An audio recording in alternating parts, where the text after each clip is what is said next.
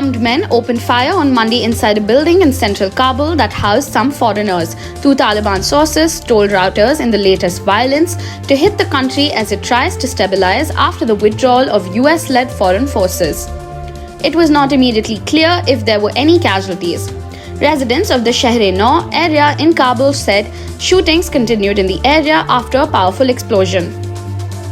A spokesperson for Afghanistan's Interior Ministry did not immediately respond to a Reuters request for comment.